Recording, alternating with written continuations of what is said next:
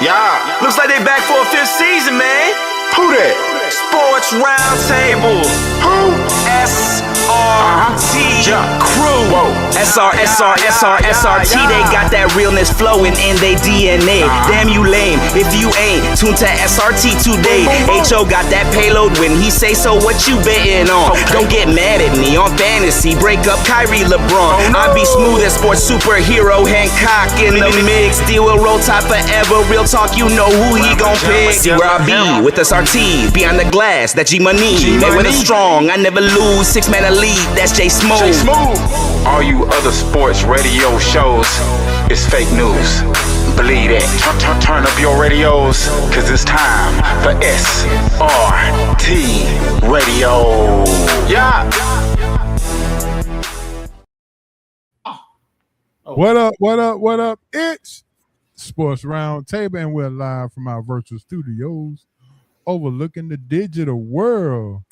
Yes, sir. Happy SRT Wednesday, happy hump day, and happy special birthday to my baby sister, Kayla McLaren. Happy birthday, sis. And we're here today to take you around the world of sports. And, of course, I am your humble host, H.O. from Bankhead. And my usual suspects are here with me today. And I talked to Hancock last night, Coach, and he said Ja Morant would have had a big man if I said Ja Morant if he had a big man, then he'll be all right. His response was, yeah, Coach said he had a big man in Memphis, and he left it at that. So just want you to know that you've been thought about. You was thought about yesterday. No comments. You try to celebrate somebody's birthday, tell them happy birthday, and then they come with you. Yeah. Okay, it is. You end up catching strays, Coach. That ain't right. That's all right, Hancock. I know one thing for a fact. They haven't closed the Big Easy. I know that. And guess what? You'll come there next time with a smile on your face and hunger in your heart. But guess what? You won't be hungry for long. I'll take care of that. Didn't I hear Coach say last week he retired the Shank? Yeah, for a week. For a week. I must not have been listening. And maintenance. That's all, maintenance. That's all. Can't let the blade go. All right, man. We got a lot to talk about. But before we start the show, I'm going to say something that is very dear to my heart, and I'm pretty sure Asa can contest to this. But on this date, 6 years ago, life was changed forever. As I went to the hospital and the doctors worked on me, and I had a blood clot removed from my brain, fellas, and I am still here doing the show.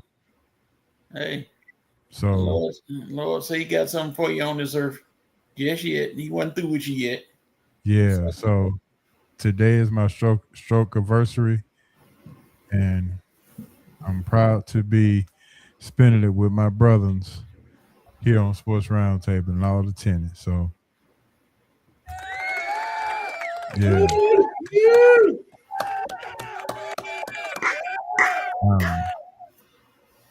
I don't look like what I've been through. I can promise you that. Yeah. All day, every day. All day, every day. But what I would say is sometimes it takes an event, somebody, or something to get you on the road to surrender to God. And if you are in between that situation right now, I would highly suggest that you go ahead and surrender, because he knows what's best for you. And I'll just leave it at that. All right, back to our regular scheduled program. We got a great show for you. We got some hot news coming up. We got college football playoffs coming up this weekend, and the Heisman Trophy winner was name. Also, Wemby is back, and the NBA Cup finals were played last night, and the upstate New York Knicks finally, after all the begging and pleading and cheating and rigging, they finally get not a championship. Well, they get a championship, and it's an NBA Cup championship. Not what they actually wanted, but I'm gonna ask you. I'm gonna ask you a question because I'm trying to figure out something with this NBA Cup, but I'll ask it when we get to that point. okay. But before we get into the hot news, fellas, we're gonna talk about the Heisman winner.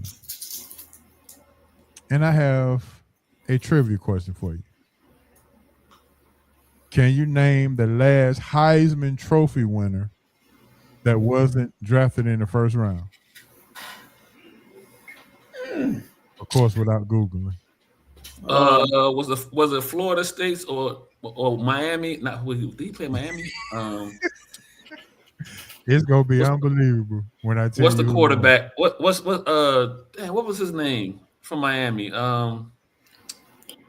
Coretta? Yeah. That would be my guess. I say the last, not who has. To not get drafted in the first round and win the Heisman? Yes. Who the last person to win the Heisman but not get drafted in the first round was who? So last year you had the dual threat. The year before you had the run of all the Oklahoma quarterbacks. All of them got. And it's more recent than you think. For real? Okay. Coach, you have any idea? I'm scratching my head. I'm about to say I was gonna say Tim Tebow, but he was. No, it was Tim Tebow. Wasn't? Okay. I quit. Good guess though. Good guess. What up, Dez? We missed you last week, bro. What's happening? Dez in the house. I'm sure Carlette is in the house too. I'm gonna get Tua? No, I'm gonna get Carletta to come on and promote her. Jalen. Oh. Go ahead. I'm sorry. Go ahead. I'm gonna get Carletta to come on and put her Taste of Heaven's bakery information up since it's the holidays. All you guys interested in getting some baked cookies and baked cakes and all those other bakeries, Miss Carletta, SRT Tennis on, had something going on down there in the great state of Alabama. So I'm gonna see if I can get her to put her information out so she can promote it on SRT, and we'll gladly support her. Quick question. Was it a quarterback? Nope. Okay, then that's. I was about to say all the ones I was going through my mind. I was like, nah, that was late first round. When you get the answer, you're gonna be like, that can't be right. Yeah, yeah. What, the boy from Oklahoma? Yeah. Man, let me go ahead and tell y'all the answer. So VP in the house. What's up, VP? So I can tell y'all the so we can go ahead and get to some hot news. But it was he went to school. He went to school where Asa wouldn't like. Alabama. Yeah. But he's not a quarterback. Not a quarterback. Ingram or no, all them boys went first round. Ingram, Henry. Not Derrick Henry. Henry. 45th to the Tennessee Titans. Second round. Oh, yeah. Mariota. No, he said not a quarterback though. I said Derrick Henry. He went 45th to the Tennessee Titans. Okay, Derrick. Oh, my bad. Derrick Henry. Okay. Now that's unbelievable, right? Well, so you know what? It's unbelievable, but then you think about it, it's not, because that's about the time when they started devaluing running backs. I want to say the 2016 draft. And I want to say they had a good 10-year stretch where they were devaluing running backs to a win. When the Falcons took old boy from Texas at the 8th, and everybody was screaming, "Why would you do that?" Right. So the answer is Derrick Henry. The answer is Derrick Henry. I can't believe it. And he's still Ain't running. that crazy? And he's still top 5 or top 10. How can the man with those kind of high school stats go second round in the NFL draft? I could say it's a particular form of alcoholism. That's all I can say. And he had a great year at Alabama too that year. I'm about to say, yeah. And the funny part about it, Tennessee might have made it to a Super Bowl if they didn't decide in that AFC Championship game to rely on Mecklenburg instead of handing the rock to Henry.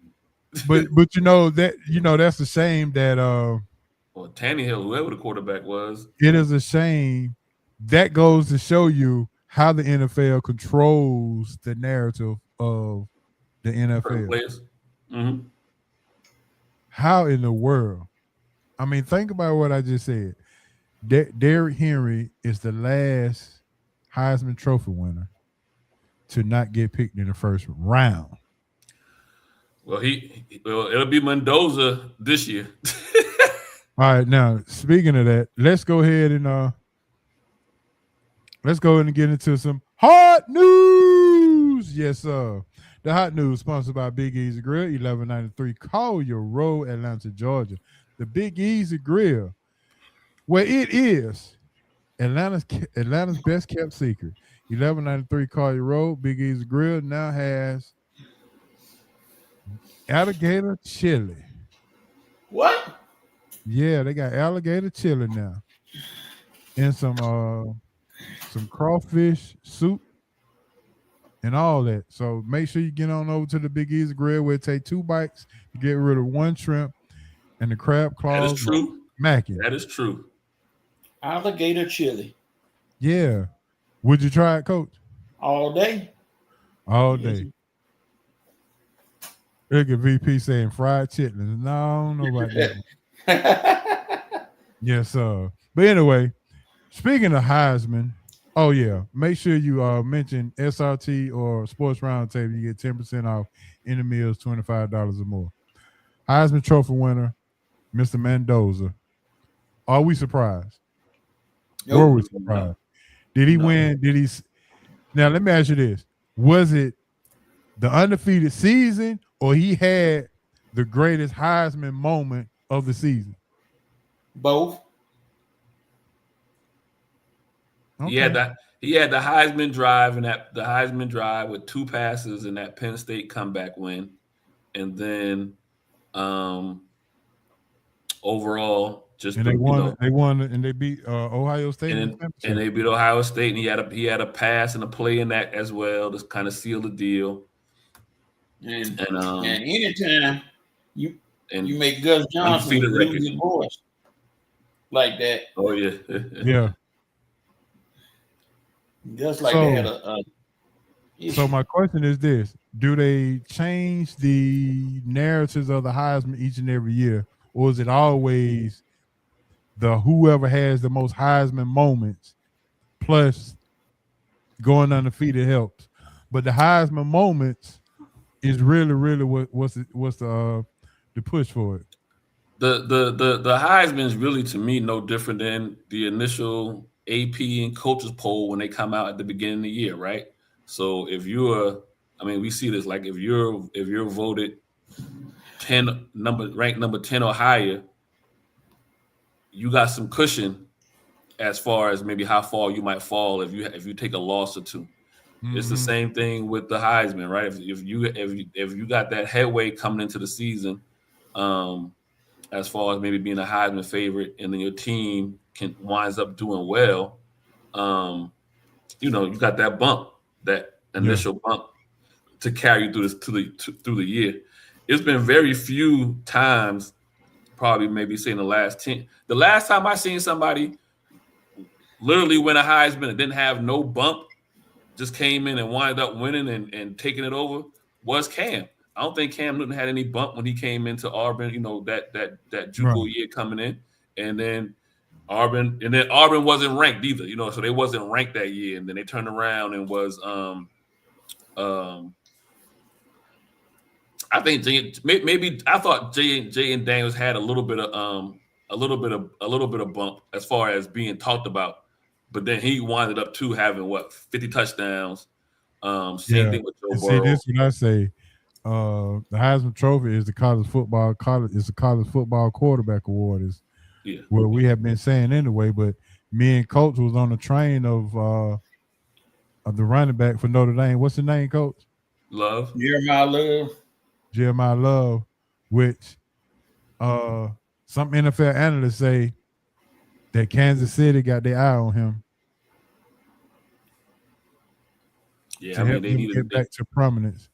They need to read, but even with Burrow and Jay and Daniels, LSU as a school, sometimes your school can give you a bump as well. You know what I mean? As far as winning championships, being good, being a top 10, top 12, top 15 school every year.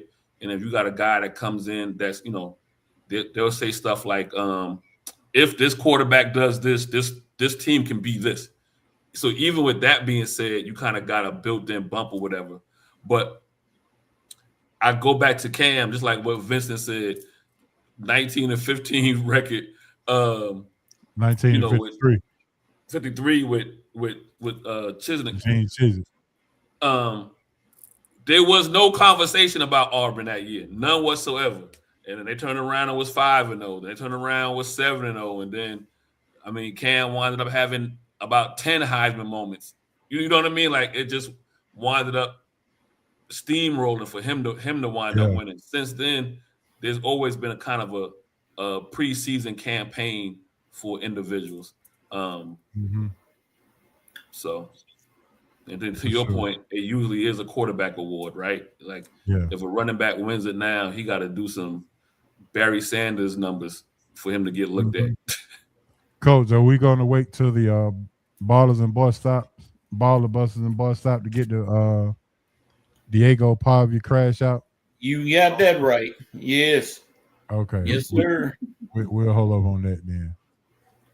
But before we continue, if this is your first time, second time, third time, you haven't subscribed to the YouTube channel or the Facebook channel, please like and subscribe.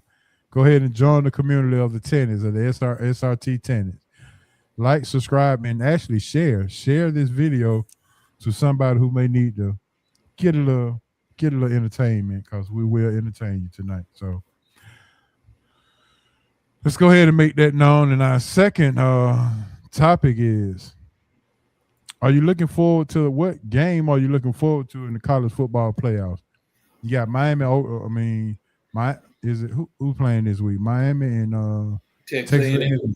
Yes. This weekend. Which game are you looking forward to, though? You got Oklahoma, Alabama playing. Oklahoma would go back to Oklahoma, and this is their second time playing. Yes, thanks there, VP. I think I want to see Miami get eliminated. All that talk about they deserve to be in there. They deserve to be in there. Goodbye. Texas A&M coming in and beat them by 30. And then and show them why Carson Beck will never win anything, and then we can move on.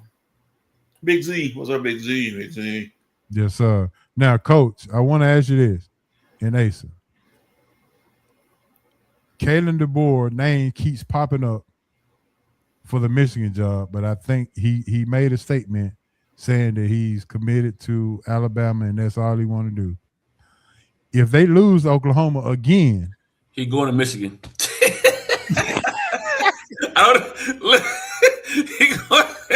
Let me help you out real quick. He going to Michigan. Whenever they put that kind of stuff out there, and you got to come and say something, it is because it got put out there on purpose. He is Right. gone. And this Yeah. ain't the first time that this has been the conversation about him leaving Alabama. I think early in the year when they started off and they lost to Florida State and then had, didn't look good. All the pressure that came down, that first half of the year. I don't Right. think it's comfortable for his family. I just don't think he's, it's just not a good fit. And so he loses to Oklahoma again in a matter of 3 weeks. He's out of here because am I not mistaken? They didn't make the playoffs last year, correct? Right. And now you lose the SEC championship embarrassingly, and you really probably in their hearts and hearts know that the only reason why they got into the tournament is because SEC and the name Alabama. Most people feel like if Georgia scored one more time, Alabama would have got left out, and maybe you would have had Vanderbilt or whoever in, or Notre Dame stays in, or however it works out. Alabama's not in if they lose 35-7 instead of 28-7. You got commentators who went to Alabama, previous players who went to Alabama saying live on TV that they shouldn't be there. you know what I mean, Coach? Like, you know what I mean? So he loses Oklahoma. Yeah, Dez, I think Dez said it right. There will be 4 losses for the season. Them Tide fans go running up out of Tuscaloosa. Yep. Yeah. Yeah. The he need to get out of the South Carolina type to put sugar in his grits. I was gonna say that too. He's not a Southern guy, right? I mean, this is not his territory. He's from the upper Northwest or whatever. It's not his culture. But ask Auburn about hiring a guy that's not their culture. H.O., one of my nurses that come by to help me out with my leg wrapping it, she said she's from Alabama. She had a son who played for Alabama, and she said she's gonna play the lottery tonight just so she can get enough money to get him out of Alabama. What? Okay. She said that's her reason for playing the lottery. Okay. Well, Vince said the same thing you said, Coach. He wanted to see Alabama and A&M, Miami and A&M, and just to see if Beck will Beck again.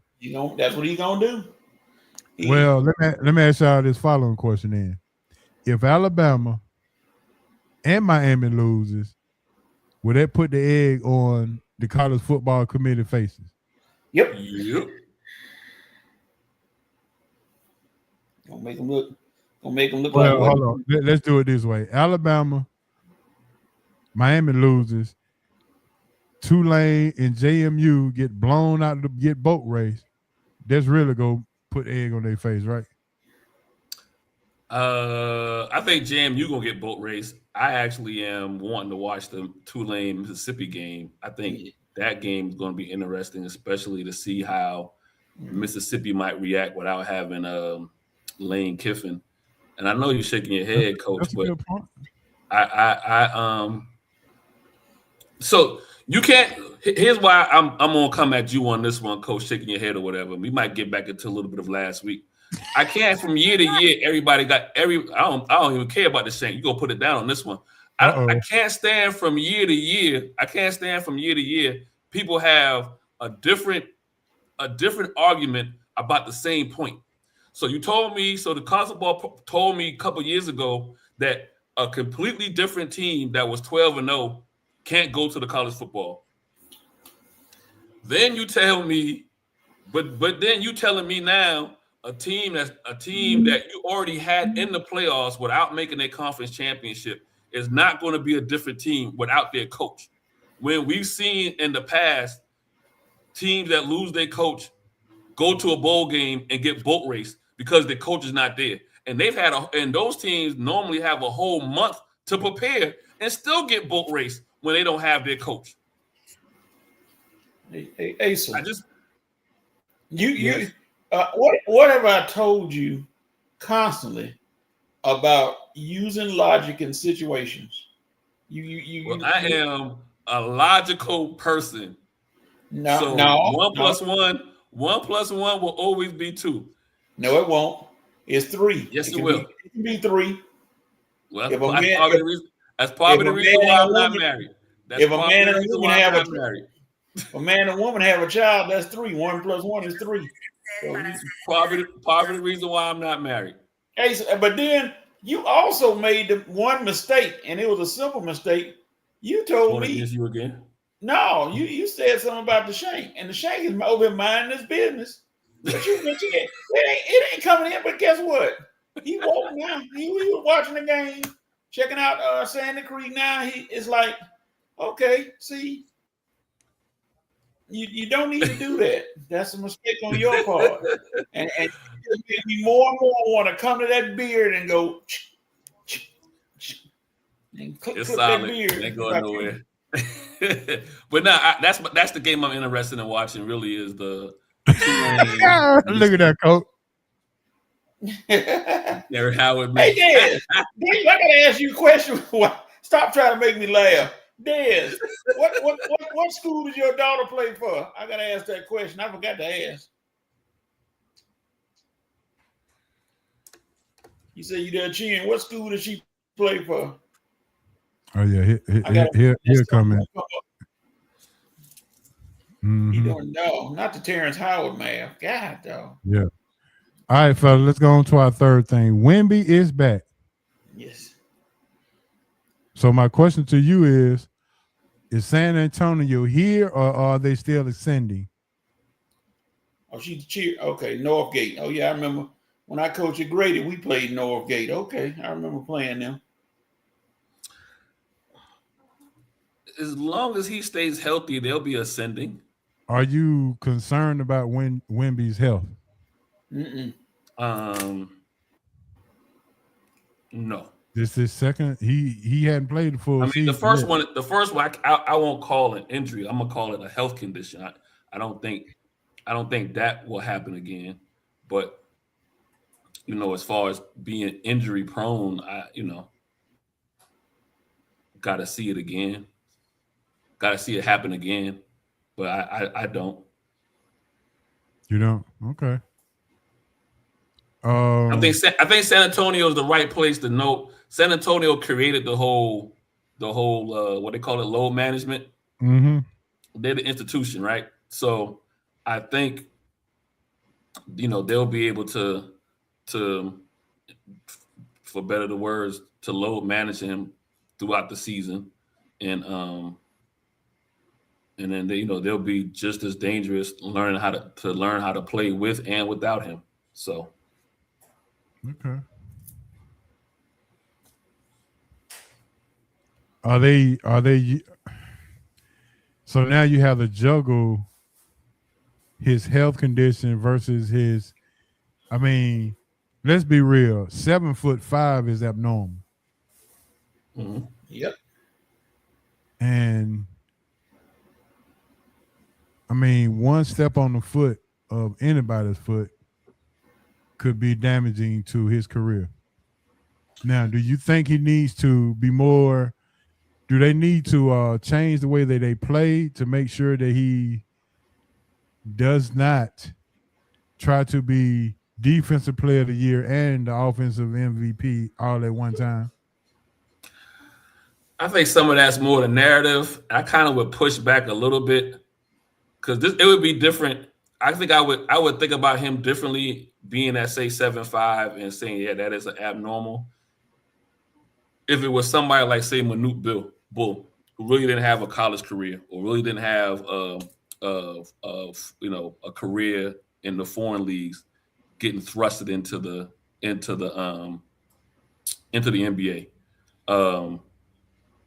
I think you look at he's in the home of the load management. Yeah.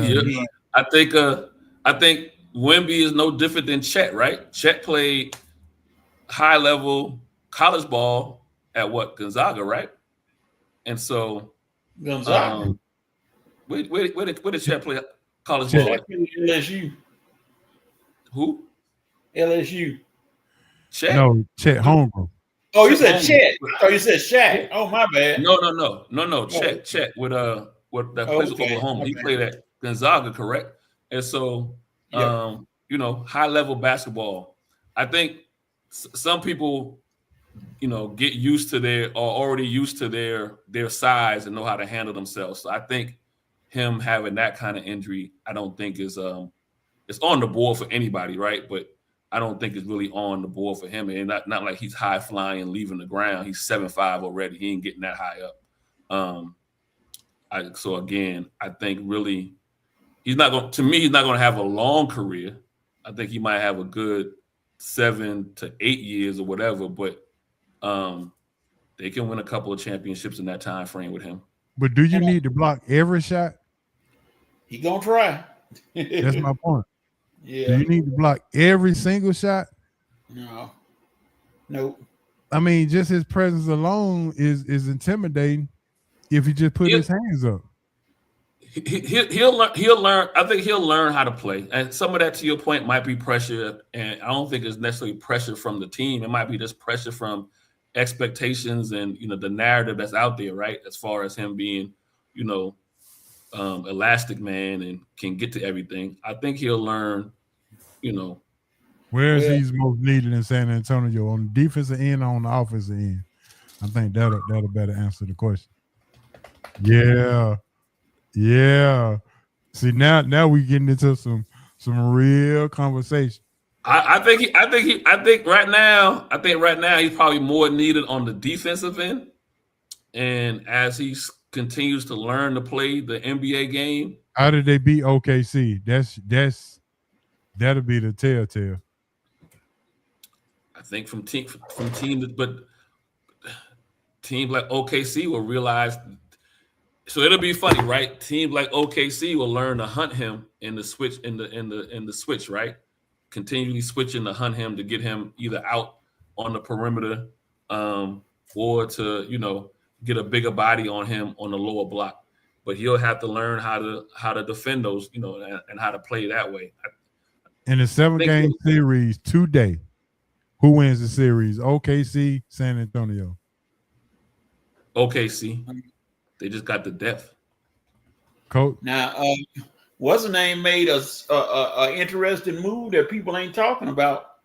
San Antonio, they picked up a player and they ain't talking about him. San Antonio went out and got the 7'4" Bol.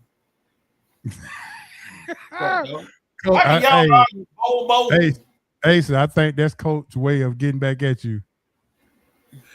No, they got Bol. That's for defense. That's defense. Because he's not finna score now. Bol ain't finna put up no double, but he out there defensively. That's a defensive stopper right there. Because he'll block some shots. Yeah, that's true.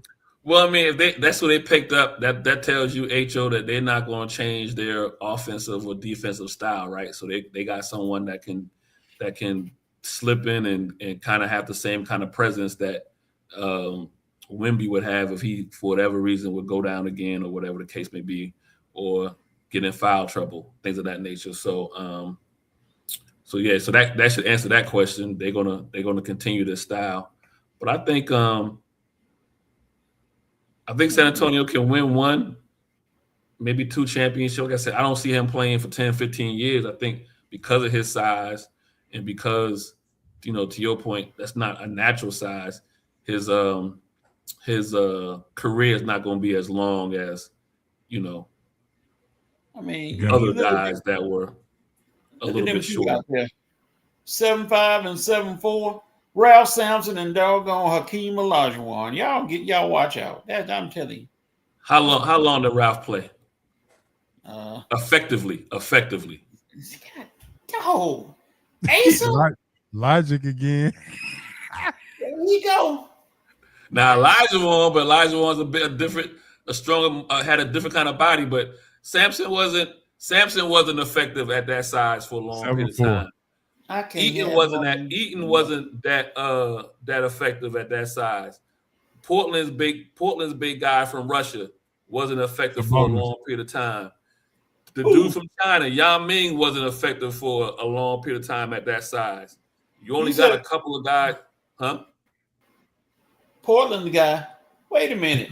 He's talking about Sabonis. Sabonis. You're not talking about he's not your Vetus, he's not my Vetus, he's our Vetus. Hey man. Look what happened, Coach. Oh, Greg Oden didn't even get out the listen. Listen, we could throw old boy from Philadelphia in this conversation too, Embiid. So I just don't see him having. I think Ace is running down the line on your Nilsson now. I see he is. Yeah, he running down the line on your Nilsson. He be doing his partner like that on DNA Sport. He be doing him the same way. Yeah. Y'all be walking into it sometimes. Y'all walk into it. Just walk into the trap. That's tough. All right, so I'm finna switch it up for you, Coach, just to kind of give you a little grace. Hancock tells me that the Hawks will keep regretting not drafting Stephon Castle, and they will regret drafting Zachary Ricochet instead of Castle because Castle is a better player. Absolutely 100% correct. Ricochet ain't better than Castle. Right. Castle gonna destroy stuff as he gets older and in the NBA longer. Yeah, that's 100% correct. So now, my reply to him was, if the Hawks drafted Castle, they didn't need to go out and trade for Dyson Daniels. Even if they did, Dyson Daniels could have been coming off the bench along with Nickeil Alexander, and just imagine what their bench would have been like with Dyson coming off the bench and having Castle in the starting position. Yeah, I know. From T-Mobile. Hold on to it for me. Trade the bars. Yeah, the culture shop with the bars. Mm-hmm. Yeah, it just. What you got to say about that? Hawks like they can there for national. I don't know. I get what you're saying with that. I understand Hancock's point, but now the way it's played out now, you really got to sit here and see what they do with Trae Young. Do you sign him? He in college pod now. Do you sign him to a supermax deal, or do you hold some leverage on him? Because they say this upcoming draft has some generational talent in it, and so if you feel like your current players play better without him, do you cut bait and get another shot at a Castle-like guy next year in the lottery? Because you got New Orleans pick, so these next 2 years, I believe, regardless of your record, you have you sitting in where you can actually have a lottery pick these next 2 years. So I can dig. Do you pay Trae, or do you trust your evaluation and get young guys these next 2 years? You know what I figured out though? I figured out that the local sports teams are in cahoots with one another. So follow me on this. The Braves go out and sign their shortstop and another closer and an extra bat in the outfield. So the Braves say they're gonna spend more money than they've ever spent this year in free agency. Because they probably looking at the Falcons and the Hawks saying, I don't want to be like that. They just that's horrible. I don't want to be the GM for that everybody keeps calling their head, calling their heads for. So because the Falcons are doing so bad and the Hawks are just barely teetering, it forces the Braves to actually do something about that. So y'all thoughts on that, fellas? What you think? I hear you. Typically Do when you you think have all those teams kind of link up together? I just want to say I'll agree with you because typically when you have a team, I'll take Detroit for this. I'll use Detroit as an example. For the longest, Detroit has been a poor sports city. As far as teams being good, but it was almost as if when the Lions made some ownership changes and got good, that seemed to rub off on the Pistons. And then and then you seen it kind of rub off on the Tigers as well. So now you see all three teams, all three franchises doing well the past 4 to 5 seasons or whatever. The Red Wings say don't lead them out the conversation. Yeah, but they haven't been. Yeah, it's been a while for them. Everybody can't go 4 for 4. You know what I mean? That's only them Boston teams that wind up going 4 for 4. But so to your point, they all sit around and have conversations in those back rooms. GM to GM.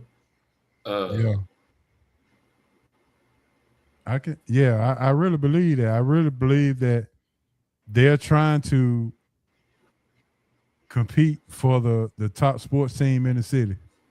The other thing that pushes them to, and I'm gonna stay in Detroit or Detroit area. The other thing that pushes those professional teams too is when you wind up having your college team in the area wind up doing better than you. So you had them 3 years or 4 years with Michigan build up and beat Ohio State and then won a national championship. Nobody nobody looking at these owners have an ego. And so it's like, the front page Detroit Times or whatever it is, talking Michigan all year long. They ain't saying nothing about the Pistons or nothing about the Lions or whatever. They have egos. Same thing down here in Georgia. When Georgia started winning, got to a natty and whatnot, you kind of seen that pressure kind of get on the Braves, and the Braves started making some moves, doing some things that they hadn't done in a while with the team, and they kind of went on a run. And the only people that can't get right is the Falcons and / the Hawks a little bit. Well, my question to you now is, if the Hawks had this GM when they drafted Zachary Richichet, would they have drafted him or Castle? They probably did Castle. I almost want to say if we had this GM, Trey wouldn't be here. If Danny Ferry was still a GM, he would have kept Luka, not switched them over to flipped them over to Trey. Yeah, I can definitely agree with that for sure. Yeah, that's been kind of rough there.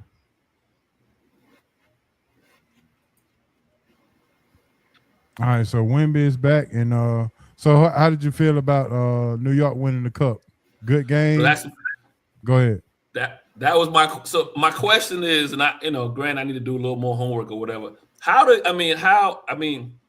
So when you look at the records in the NBA, right? Detroit just talked about they 21-5. OKC is 24-2. Denver is 19-6. You got a slew of teams that have the same record that the Knicks have.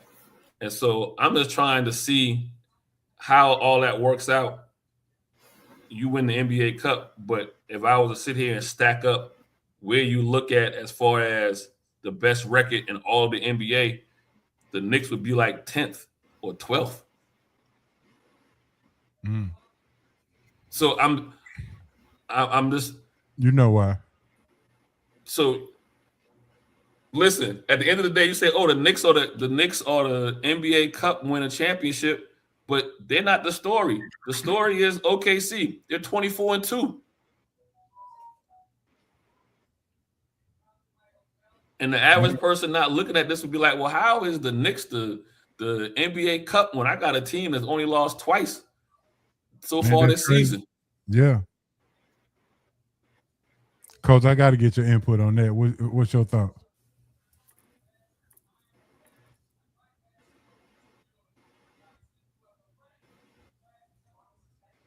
Did Coach freeze up? Did Coach freeze up?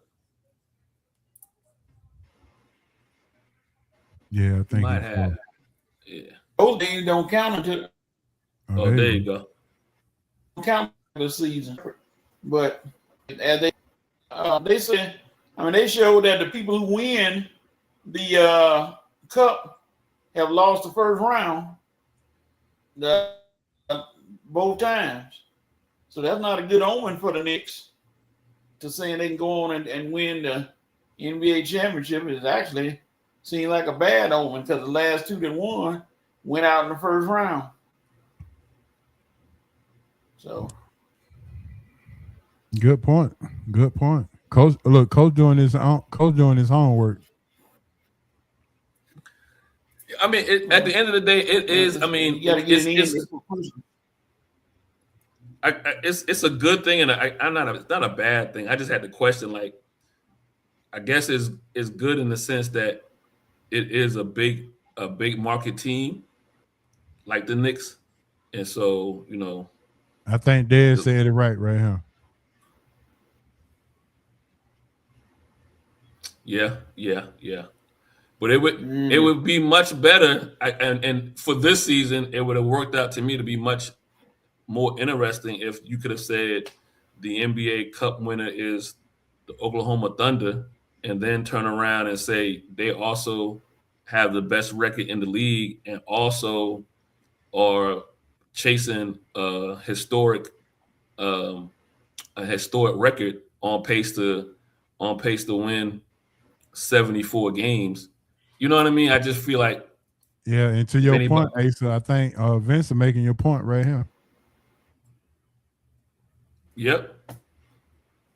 So that's all. I'm just, for anybody that's coming in and be like, well, how are they the cup winners when they don't even, like I said, not even a top 5 record in the NBA. They're bunched in with like 7 other teams who have 18-7 throughout the league. But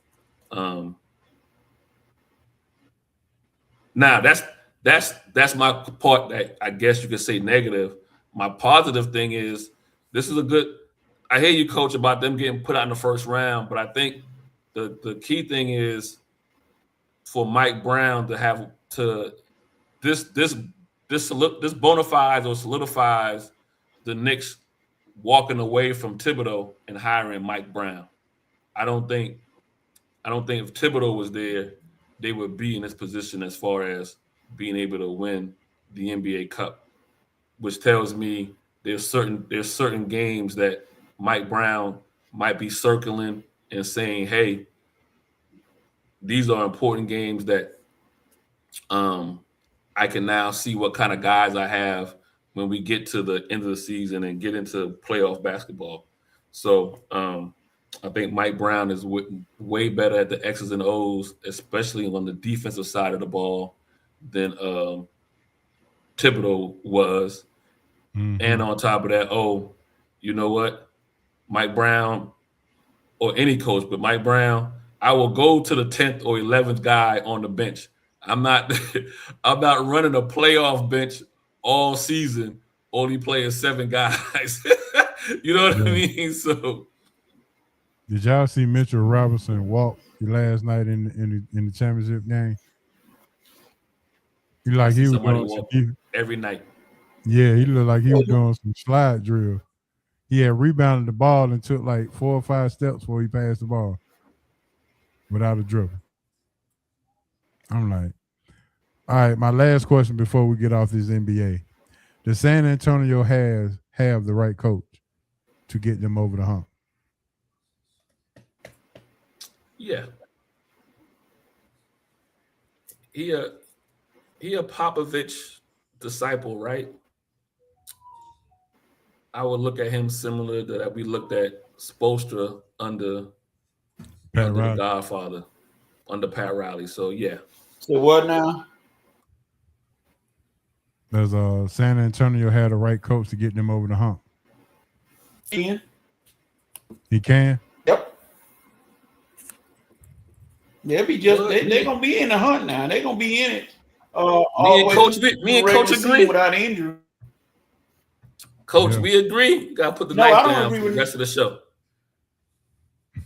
Nothing you say, Asa. So you you just did. You gotta put the knife down for the rest of the show. You just agree with me. All right, with that being said, let's go ahead and get into our baller busters and boy stop.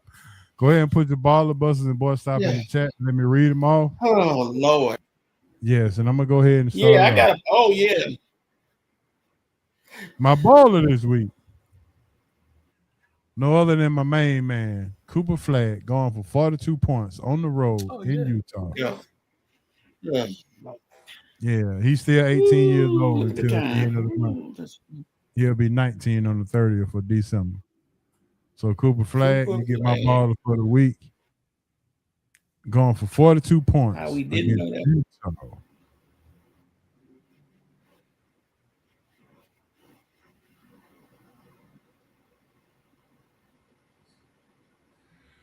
All right, Asa, what you got? We just talked about him, so I'm gonna go with the New York Knicks winning the Commissioner's Cup. Okay. Give it first thing they won since '99, winning the Eastern Conference.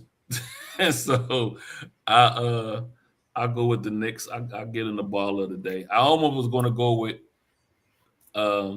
the Heisman winner, but I'll go with the Knicks. Okay. And Vincent said, to your point, Pops is still staff advisor. Yeah. Advisory. Just like Pat Riley was, right? Yep. Yeah, and if things get out of hand, you guess what? Come right back there. So there you go. All right, Vincent said his baller was Caleb Williams, quarterback for the Chicago Bears. Dad said his baller was Kyle Pitts, deciding to play on Thursday night. Oh yeah. Kyle Pitts playing for interviews. He's playing for interviews. Yeah, he playing for his next contract for sure. All right, Buster's Award. Buster Awards. Can I get my baller, please? Oh, I'm sorry. My bad, Coach. Go ahead. Yeah, I know you enthusiastic about the busters. There's a lot of busters out there. Yeah, you should know. Everybody should know who the baller is. They talking about Phillip Rivers and his daddy daycare appearance. What about Aaron Rodgers out there? Yes, going 23 or 27 for 224 yards and 2 touchdowns. Yeah, so we're talking about grandpas. Let's see. You know, that's a good one, Coach. A-Rod. He's crazy. So he good to have an interview and say something. Asa, I'm done. I said that's a good one. I've agreed with you on that one. That's a good one. I ain't say nothing. I haven't said anything. I'm just holding this because I know what's coming next. No, it's nothing coming. Buster Award. Raheem Morris for acting as if he done saved his job by jumping in front of the camera after he won Thursday night.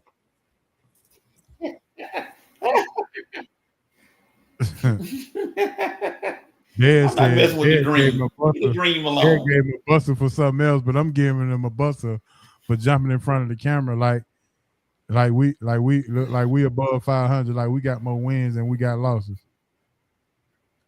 That's like celebrating the touchdown when you lose them 40-0. Sit down somewhere. Don't it be funny when they say sometimes they be blocking out the noise, they don't be listening to the headlines or whatever. And then when you see something like that, you be like, I thought you said you wasn't paying no attention to the headlines. Exactly. Blocking out the noise. Hey man, H.O., you said that kind of tough. You said sit down somewhere, like you was scolding the child. Like sit down somewhere. Yeah, for sure. Coach VP should have make you happy right there. A double baller. I did that anyway. They need to have the playoffs on Monday night. Tomlin go all the way through. Super Bowl bound, baby.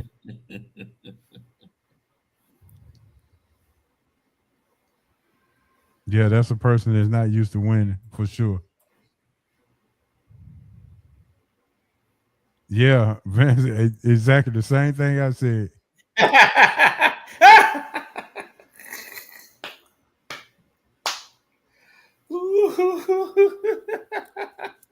So it is winter time though. You know what I mean? Everybody got their season. Yeah. All right, AC, what's your question? I'm gonna let Coach go first because I think I'm gonna get in the call with Coach. So let Coach go on the first on this one. Go ahead, Coach. Diego Pavia.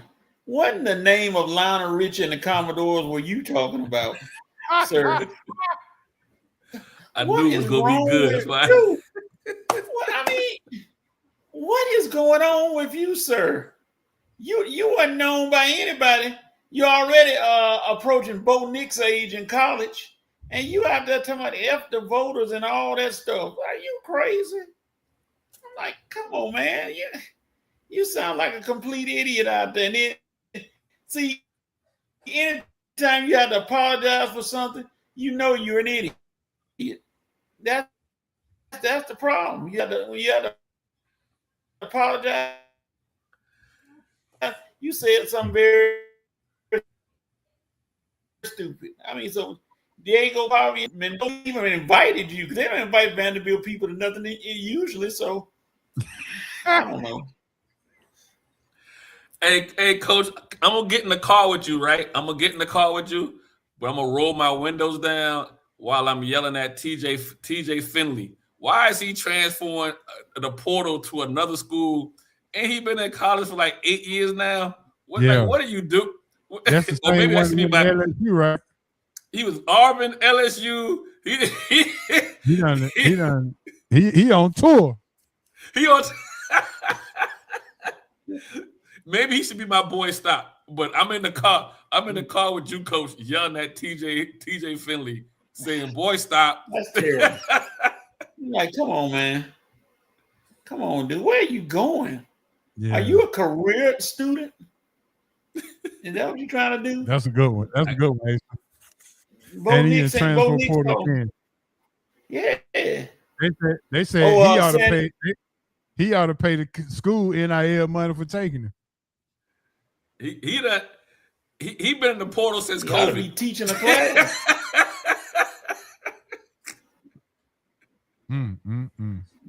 He ought to be teaching a class. Yeah, for sure. Oh, Sandy Creek just won. This is their 5th championship in school history. 5th championship. All right. Shout out to Sandy Creek for winning another championship. All right, my boy, stop. I'm going along with Vincent on this one. Kevin Stefanski for giving Shedeur Sanders the wrong play sheet on his wrist. Oh, Lord. No, he didn't do that. Yeah. In the middle of the game, he said, "Oh, you got the wrong one," and sent him out with the real one. Oh, my God. All right, Dad said he got an honorable mention, Buster. Dylan Raiola. Oh, yeah. Well, I give Dylan a reason. Yeah, because they got rid of his uncle at Nebraska. So he said, okay, y'all going to cut my uncle and not give him a job? I'm gone. We holler at you. And his brother, who's at Carrollton, say he's not going to Nebraska. He was there, but now he's not going. Then he going to another school. So the Raiola family saying, yep. So the Raiola family saying bye like NSYNC. So do you see a Raiola going to Georgia? He's a quarterback for Carrollton, right? Yeah, the one that's done now. Yeah, he's Raiola. He said he's gonna sign again in February. Okay. You think he's going to Georgia? Nope. Can't do it.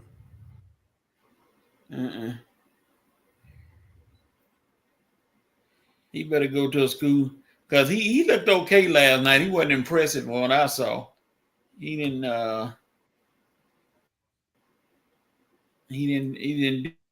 do Vince as said double much as I thought Judy, no he was said. gonna do, but Oh, okay. Jerry Judy, you let that man take the ball from you.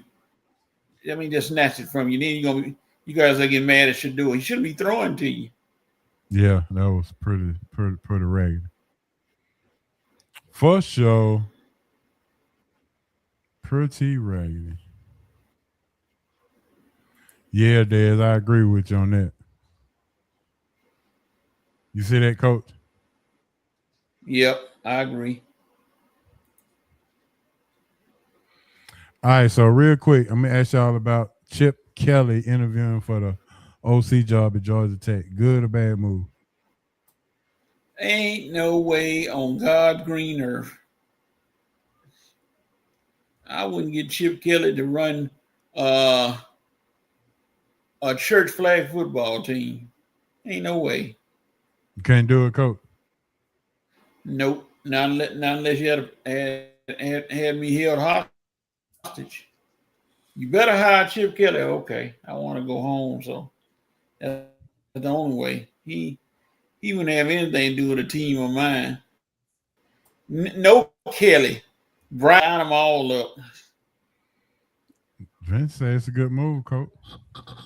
He's a better coordinator. BP, that's good for you. I wouldn't trust him to cut a blade of grass. Whatever. Oh, Coach, you rough on the man. Hey, so what you got? No, he hasn't shown me. Listen, he had those good years when he was in Oregon, but I mean, he was getting all the talent from LA area, California area, because USC was going through their through their issues with probations and all that kind of stuff. So you know what Chip Kelly is to me? Chip Kelly is what Dabo Swinney is when at Clemson. Like, and what I mean by it is we perceive them to be good coaches, but I look at them as opportunists. And so Chip Kelly was perceived to be a good coach, went to the NFL, got schooled, got ran out of NFL. Been at Notre Dame, got ran out of Notre Dame, get out coached every Saturday. Now as an offensive coordinator, getting out coached at UCLA or wherever he's been. He just took advantage of a time when he was at Oregon and had the best talent. That doesn't necessarily mean he's a great or good coach. I look at Dabo the same way. Dabo stayed at Clemson long enough to take advantage of situations in South Carolina, the state. He took advantage of the old ball coach retiring in the middle of the night, and so he was able to, get recruits. He took advantage of Mark Richt not knowing how to recruit in Georgia. He took advantage of that. And then now when you see him, when all that's gone and the playing field is level, he hasn't been able to coach his guys up. So, that to me tells me when you're a great coach, right? When anybody can coach when you don't have a team full of 5 and 6 stars or whatever. Let me see what kind of coaching you can do when you don't have those 5 stars back to back to back, and you got a team full of 3 and 4 stars with a sprinkle of 5 stars, i.e. what you're seeing down in Indiana now. You know what I mean? That's what coaching does. So Chip Kelly is not a great coach to me, coach or offensive coordinator. Mm-hmm. Yeah. Potato Chip Kelly. Right. Dabo benefited from Brent Venables' SEC-style defenses. And, and Chip Kelly, I don't think he was ever at Notre Dame, Mason. He wasn't at Notre Dame for a season or two? Mm-mm. Or when he left and went to Philadelphia and played and coached and got – He went to San Francisco. He was at San Francisco as a head coach. Then UCLA. Then he was OC at Ohio State. When was he coaching at Philadelphia? 13 through 15. Okay. He definitely got out coached them 3 years, especially in the wild card playoff where they came out and was like, well, he didn't know how to use the clock. So, Shady McCoy can't stand him. Yeah. Because Philadelphia might have had a Super Bowl team that year, but they just had a coach that didn't know how to coach. That's the wild card game that Sean Payton out coached them left and right. He said he'll be a tight end coach at Georgia State. Yeah. That's pretty bad. Pretty bad. All right, that's gonna do it for Baller Busters and Boy Stop. Let's go ahead and jump into I hadn't even been using the balance all night, but I'm going to use it now. It is now time for our round table discussion. Yeah.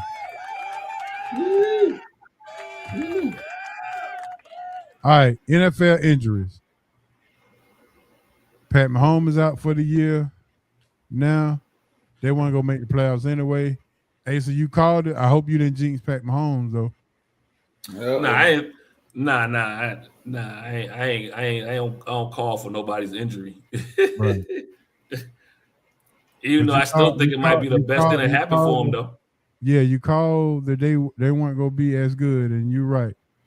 So now how do you fix Kansas City? Well, you mentioned it earlier. He already had the surgery. And already rehabbing. Yeah. You mentioned it earlier though. They're gonna look at fixing that run game. Jeremiah Love, yeah. And I'm just saying love and pitch. I'm right, Coach. You just took my thunder real quick. I'm about to say if I'm them, I'm looking at Pitts here in Atlanta, tight end. It just makes sense, right? Yeah. And then address who you need to come in on the defensive side. You got to find you somebody. Because what we basically seeing with the Kansas City Chiefs, and this is why I felt the way I did go into the season, it's 10 years of football. And you don't play, people just think about the Super Bowl runs, right? But I'm also looking at the couple of years that they had to run to get to, they had a couple of years where they had playoff runs, and then they, made the AFC Championship game, and then after that they took off. They lost the AFC Championship to New England. So really you're looking at about 13 years of extended football. It's just it's time. It's wear and tear. It's no different when you have dynasties in the NBA. When you look at guys, you're like, man, these guys, after a while, you've played an extra season of basketball, or you played an extra season of football when you start adding up the playoff games and the Super Bowls. You know what I mean? You just that takes a wear and tear on your body. And so I figured this year was the year. Chris Jones, yeah. So you gotta, to Vince's point, you gotta start looking at some players and seeing who you can identify in the draft. I think Kansas City has a good scout team. So, and then next year, depending on who you draft, you got next year for them to develop. And then when Patrick comes back, I mean, I know they say he might be back at some point next year. I personally wouldn't bring him back for a whole season. That year after, then you can see if you can go on another 3 to 5 year run and see if you can get you a couple of more. If you're the Falcons, do you franchise Pitts and then try to trade him to Kansas City instead of losing him to free agency? Yep. Don't Pitts got the power to walk? Don't he? Not well. He's a free agent after this year, but you can franchise him. up to a certain point. If I'm Pitts and they franchise me, I'm not playing. Well, you won't get paid. I mean, I'll force their hand to go ahead and let me go. If I'm Pitts, you had me. They would have traded him by now. Well, I just think they screwed that up. I would have traded him this year. I think they screwed that up. Well, yeah, that's what I'm saying. They screwed up by not trading him this year. Yeah. They don't do a lot of signing trades in the NFL, but I guess it could work. That's mostly basketball. Yeah. We'll see. We'll see. I mean, but they can franchise him and then trade him. Yeah, they could. He hasn't franchise him and let him play the first part of the year and then trade him. If you franchise him, I think teams like Kansas City or whatever won't touch him. You know what I mean? I have a think. If they franchise him, he may have to spend the whole year with the team, if I'm not mistaken. I'm not. I have to get into the I know some people would say, why would you leave an organization that has a quarterback in flux to go to Kansas City that, as of right now, doesn't have a quarterback? But my answer to that would be, I know what quarterback is coming the following year. You know what I mean? Like, I know. Well, you know who calling the plays too. And that as well. So like, there's some stability there. And we seen what Andy Reid did with Alex Smith. So I don't. There's going to be some fall. And I think Travis Kelce will just hang around just to mentor Kyle Pitts for a year. So I think that's the one move. To Vincent's point, you got to get some young talent in there, so you'll have a year. I don't want to call it a rebuilding year, but a year for everybody to kind of get recalibrated. This year, you get rest again. Like I said, you've been playing 9-10 years straight of extra football. I think it's good for the body to rest and to shoot. Even for Kelce, even though he's getting older, maybe this offseason, go ahead and marry that girl, get all that stuff out the way, and then you can refocus for one more year to go hard. You know, maybe 1 or 2 years to go hard at trying to win another one. So once Mahomes gets back, the team that I feel bad for with injuries, HO, is the Detroit Lions. They keep on losing key pieces of guys on the defensive side these last 3 or 4 years, where it's like, man, can they make a real run? And everybody winds up in the infirmary by the end of the year. Coach, I don't mean to upset you, but I saw a report today, a predicting report from the NFL analyst says that the New York Jets is going to trade a second-round pick to Pittsburgh for Mike Tomlin.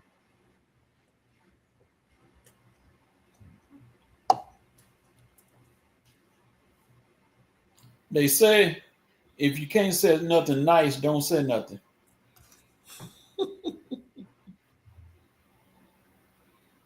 Understood. Very much so.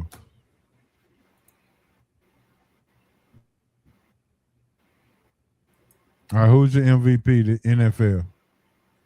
Why would he go to the Jets? I have no idea. Well, let's not even. We're not gonna get on there. Let's stay on something else. We don't want to upset you.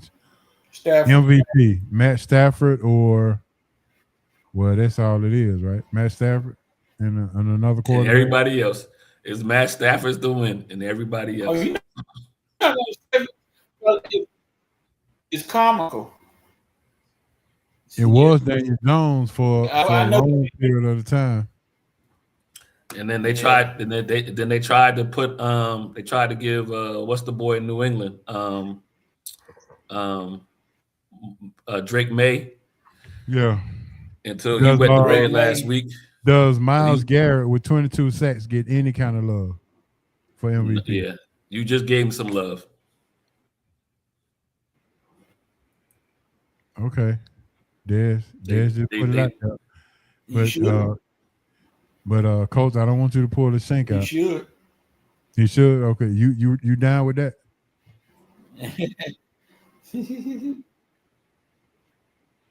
Oh no, because I just that every time he's saying it's rumors, and they're gonna put Tomlin at every team except for a couple that need a coach. It's gonna call Mike Tomlin name because he's that respected, but he's not going anywhere. I mean, does Bo Nix need to be in the MVP conversation with the way the Broncos has been playing? No Bo Nix, just their defense just been. I mean, because for half the season, it was more than half the season. It was just their defense. Now he's had a couple of good games lately when you can say, he's participated in winning, but they're 12-2. He hasn't. I'm not saying he's played bad, but he is not the reason why they're 12-2. It is defense and Sean Payton scripting plays for him to succeed. Garrett can't get no first place votes, man. Their team is 3-11. Now I would entertain that concept if they were like 7-7, you know what I mean, or a game below or above 500, and you can be like, yes, that defense, that, you know what I mean. But they 3-11, dog. If somebody gives him a first place vote, that means they hate Stafford. Absolute hate Stafford, huh? Absolutely hate Stafford.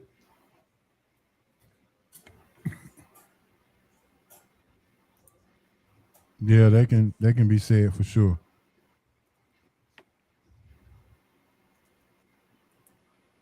All right, my last thing about the cup.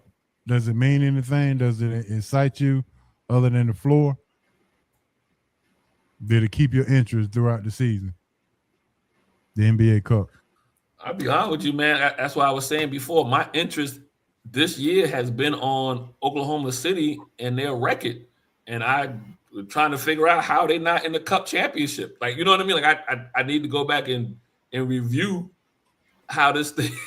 How can I have a team that's 24-2 and not be in the Cup finals? That's what I need to go back and figure out. That's true. Coach, what you got?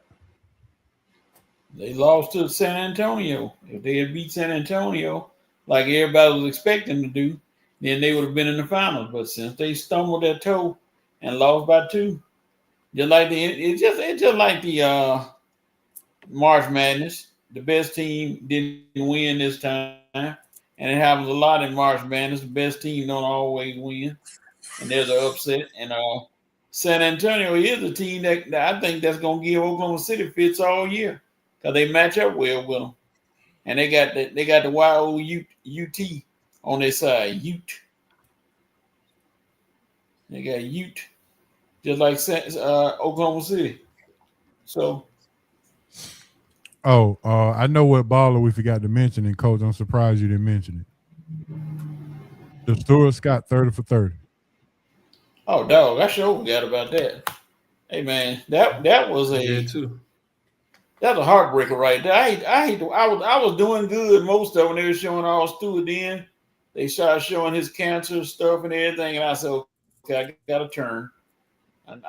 I may need to turn because I remember Stuart Scott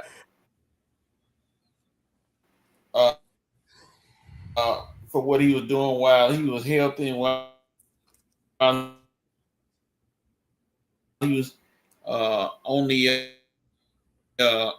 in front of the cameras. Mm-hmm. And I didn't want to see the Stuart Scott just start fading away down the stretch going through what he was going through. But yeah, that's one of the better 30 for 30. It's on reading now every time you look up. Yeah, it was a good 30 for 30 for sure. Asa, did you see it? No, I gotta go back and check it out. Yeah, please do. Coach, don't spoil it for him, huh? But yeah, it was pretty. I'm not. Nice. I ain't gonna do. I always, when people ask me about, sometimes people ask me about great speeches or whatever, I always find myself using like either his speech that he gave at the ESPYs or Jimmy V. He gave, 25, 30 some odd years ago. I was going to ask you a question, H.O., when you mentioned your second birth. And my question to you, but then you winded up basically asking it anyway, as far as, I was going to ask you how, two part, but how it changes you. And my next thing was going to be, doesn't it change you, right? And so, Yes. when there are a few times in your life where you have the clarity to speak, and sometimes, unfortunately, that clarity is when you're facing a literally life and death situation, right? So, I'll check it out, and I'll probably be just like you, Coach. I'll be pausing it at certain sections and having to step away, because I've experienced a family member going through, their trials and tribulations with cancer as well. So, well, I'll go ahead and give you a little nugget. You go see it anyway, but I did not know he tried out for the New York Jets. Oh, I didn't know that either. Mm-hmm. He's a pure athlete. He's an athlete now. Yeah, so that's the only thing I'm. Do you remember what college he played for? I mean, he went to. Don't fall for that, Ace. Don't fall for. Don't fall. Don't fall for it. Just to get on his nerve, USC. Yeah. That's it. Just to get on his nerve. Yeah, don't fall for that, man. Yeah. So sad. All right, question of the day. I've been waiting all week to get this question of the day out. Name your favorite athlete, or name an athlete that you miss seeing play in every sport. NFL, NBA, and in the Major League Baseball. Now, because it's so many, we can do your favorite, or we can do your one and an honorable mention. And I'll go first just in case y'all don't understand. So we're going NFL. The player that I miss seeing play is Warren Moon, and my honorable mention is Eric Dickerson. Warren Moon because he spread the ball around, to Eric Dickerson because he ran like a stallion. The greatest touchdown run of all time is Eric Dickerson. If he get in the straightaway, Eric Dickerson and the goggles and the towel flapping. And that Jerry Juice flashing in your face mask because he's behind him. Yeah, nothing better than seeing Eric Dickerson breakaway. So Eric Dickerson is my honorable mention, and Warren Moon is a player that I miss seeing play. Go ahead and drop them in the chats. So we're going NFL, NBA, then we're going Major League Baseball. So, all right, Ace, so what you got? Woo. Yeah. Ooh, I'm a running backs guy, so I'm gonna say Walter Payton. One, go ahead, Walter Payton. You got an honorable mention? Nah, I don't have an honorable mention. Then in baseball, hold on, let Coach go. Oh, my bad, Coach. Dad said Michael Vick, honorable mention, Randy Moss. Those are two good ones. Bad. Coach, what you got? Obviously, my number one is Jerry Rice, because I saw him all the way from high school all the way to the pros. My number one is Jerry Rice. Yeah, right. Honorable mention. I'm gonna go with Michael Vick in his prime, because he did some stuff, especially that run he did against Minnesota. Oh, and then going to collide. Hallow, and then going to Green Bay and beating them in Green Bay, which was hardly ever done. Yeah, what about that run they did against Boston College in college? Yeah. Oh Lord, made them all look like they were standing still. Mm-hmm. All right, let's move to the NBA. Oh, hold on. Vincent said Barry Sanders. Okay. Yep. He didn't have an honorable mention, but okay. Scott Mitchell. He played with Scott Mitchell. Listen, I'm about to say they just needed a better line. Like they had a decent quarterback and they had a decent wide receiver in Herman Moore. Like they had some weapons. They just didn't have no line, and they had a horrible coach. And they still wound up making it to an NFC Championship game one year in '91. Mm-hmm. Scott Mitchell was hell on Madden. I don't think people realize they didn't have. They just didn't have. I want to say they probably had a worse defense. Oh, that's a good one, now, Vincent. Christian Okoye. Oh yeah, Christian Okoye, running back. Yeah. Yes. All right, let's go NBA. Let's go NBA.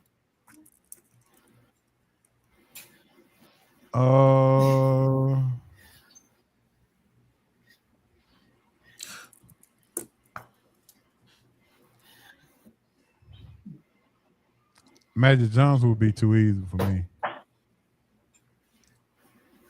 I'm going Isaiah Thomas. I got my guy already.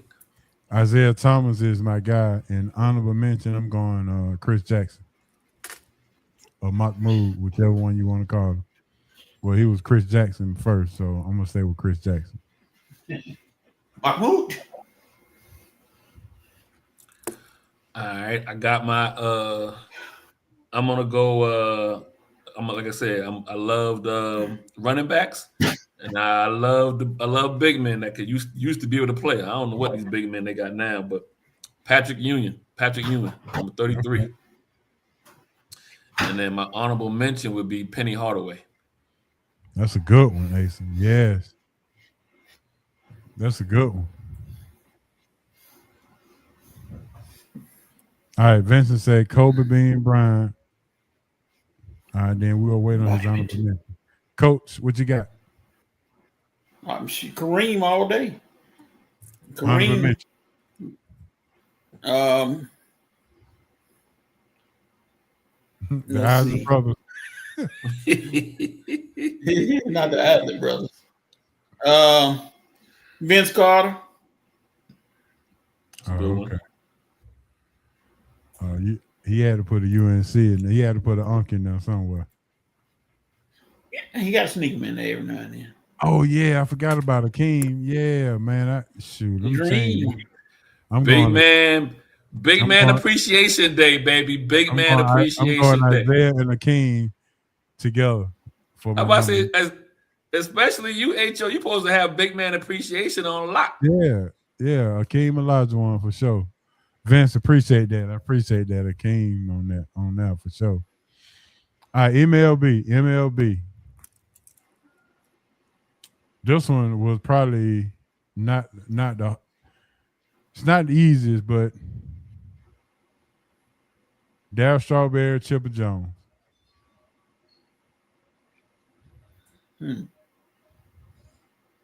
Hancock sent his in too. He said Ricky Henderson and Barry Bonds. All right, so Hancock got one of my choices. I was gonna go Ozzie Smith because I don't think nobody still plays shortstop like he did. Yeah, that's a good one, Dad. Dad said Ozzie Smith too. And then I was gonna get in on Ricky Henderson because don't nobody aggressive on his bases like Ricky was too. Like Ricky put the fear of God in you at the top of the lineup because you knew if you got on, you might well went ahead and put him at second. Exactly. He was getting doubles without getting doubles. Hey, look, the number 2 hitter, all he had to do was just sacrifice fly because Ricky will be on third by the time he. That's when baseball was good because you could call it small ball, but that's when managers had to think about what they were doing, right? and how to pitch this joke and how you play defense, because you know. All right, Coach, what you got, Mr. Baseball Man? Ken Griffey Jr. and Bob Gibson. Okay. Bob Gibson let everybody know. When I get ready to pitch, I don't need you thinking I'm going anywhere. I'll be here for the duration. Yeah. I'm not going anywhere. I'll be here. I'm here all day, right? 9, 10, 11 innings. That's what's up. Yep. Oh, yeah, that's a good one. All right, so this is the real question of the day. I'm going to give you 4 options. Oh, Cal Ripken Jr., he said it was his honorable mention. Yeah, the record that'll never be broken. I do have an honorable mention for football. Okay. Reggie Smith. I don't think we will never see nobody, the Minister of Defense, play like him. There's a couple other guys in there too, but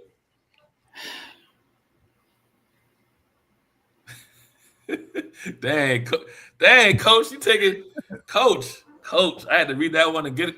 I said, man, they putting Coach in black and white.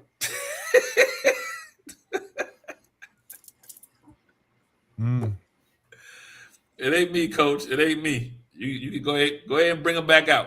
Bring Bertha back out. You mean Reggie White? You mean? Yeah, what did I say? Reggie Smith. My bad, Reggie White. Not Bruce Smith. Reggie Smith. No. He's lying.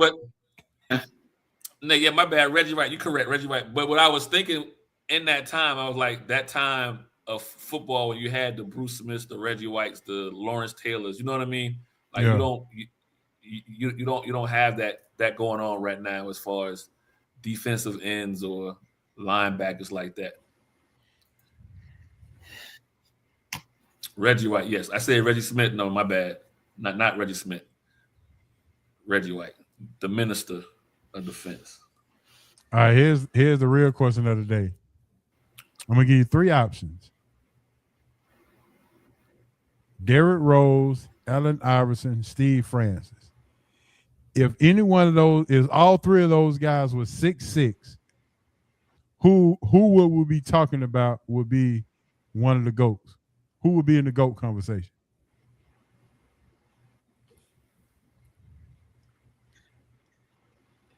AI. I'm going to repeat the question. Allen Iverson, Stephen Francis, Derrick Rose. If all 3 guys were 6'6", who would be in the GOAT conversation? They lose no skill set. Same skill set, just a taller version. You know what? You know what a skill set is also? Staying healthy. Dad say AI. I say AI. Asa says AI. Vincent says AI with tons of practice. Coach, what say you? Yep. You say AI too, Coach? So y'all just go squat on Derrick Rose. Without a doubt. You say the same skill set. You saying no different. I just feel like yes, sir. Derrick Rose would still be injury prone. I mean, I get it. I understand what you're saying now. Okay.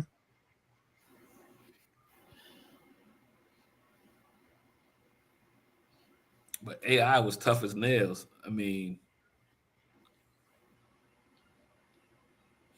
to do what he did to be who he was at 6 feet, in a time in the NBA where big man still ruled the day.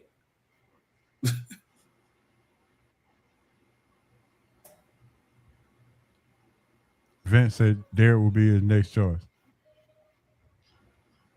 I go with that. It would be AI, Derrick Rose, and then Steve Francis. I think Steve peaked at Maryland, and that was it. I can dig. He was okay. He was okay at Houston for a little bit, but his peak days were really at Maryland. Mm-hmm. You can dig it. I agree with Dez on this one. It really wasn't the wrong answer. It was just a matter of choice. Just a matter of choice.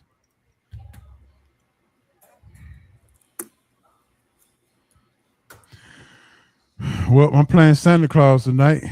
I got to run over to the west side to deliver some gifts. I would let you borrow my beard, but it don't come off. You know what I mean? So you got to put one. So with that being said, we can help you. We can arrange that. With that being said, Coach, go ahead and let everybody know what time it is, Coach.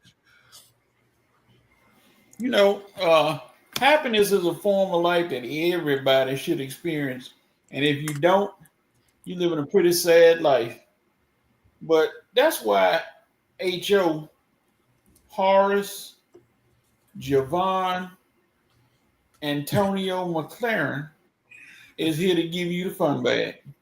Yes, sir. Because SRT Fun Bag is here.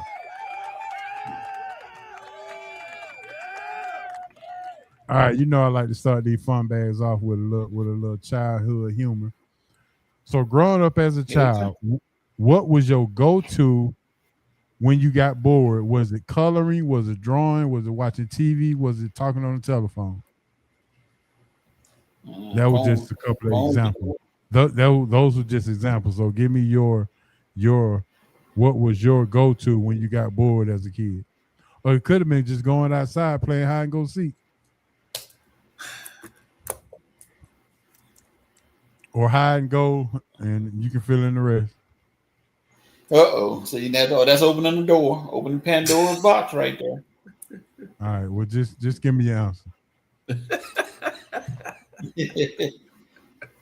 Going outside and jumping off my house. Going outside, jumping off the house. All right. Yeah, man, I was an outdoors kid. Yeah, Vincent made a good point there. Oh yeah, as far as, but them last 6 years with Derrick Rose, them years were bad. He was just from team to team fighting injuries. New York, wherever he wound up at, it just okay. It wasn't the same. He sat and drew. He was a drawer, so he sat and just draw, riding his bike all over town. That's what I'm talking about. Okay, so he didn't have a boring childhood. I was all over the place, man. I was the youngest. I got to leave when I wanted to. As long as I came home before it was dark, I was outside. Outside, Coach. And what say you, Coach? What was your answer? I was a drug mule. No, I'm just kidding. No, don't take that. No. This is a family show. Baseball. Well, back in them days, he probably was moving the moonshine back in them days. see, right there, HOC. See how I stayed away. I didn't. I don't think he said. I don't think moonshine is considered a drug anymore. HO. Right HO. I'm gonna stop the show right now, and I want Asa to tell me why he said moonshine. I want you to tell everybody. Now, everybody paying attention. I want to hear this. I mean, listen, Mississippi back in the 20s, 30s, or whatever. You know what I mean? That was what was being moved. My man said leather helmet. It amazes me how people. Hold up. It amazes me how people in Georgia think there are no country places in Georgia. Georgia just as country. It ain't just because they got Atlanta. The reason why I can speak on it, I'm from South Carolina, so I know what the country is, and I got people in South Georgia. I know what them back roads. You should really. Them back roads still don't have no lights to this day. So I know. All right, here we go. Second question. When was the last time you used a landline telephone? When the last time you used a landline telephone? When I was at home. When you was where, Coach? Back when I went when I lived in my old house, I had one. I kept my landline. So Charleston, last time, South Coach, Carolina, Vince. Charleston, South Carolina. Okay, Charleston, South Carolina. But real talk on that, probably about 5 years ago at work, before they switched everything out to mobile. You know what I mean? They took out all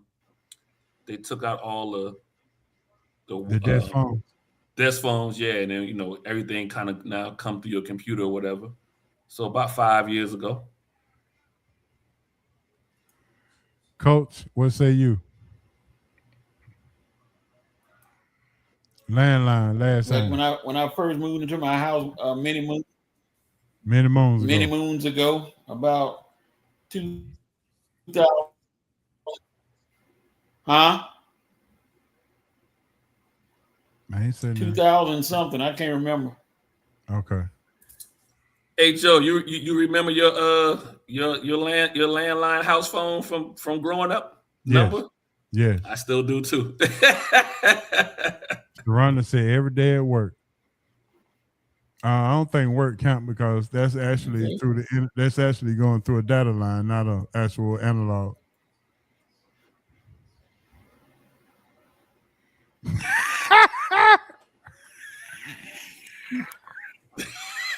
Dang, I always did the Vincent, Coach, but Vincent on you today. You getting patched in. You taking the number out. It's okay. That's okay.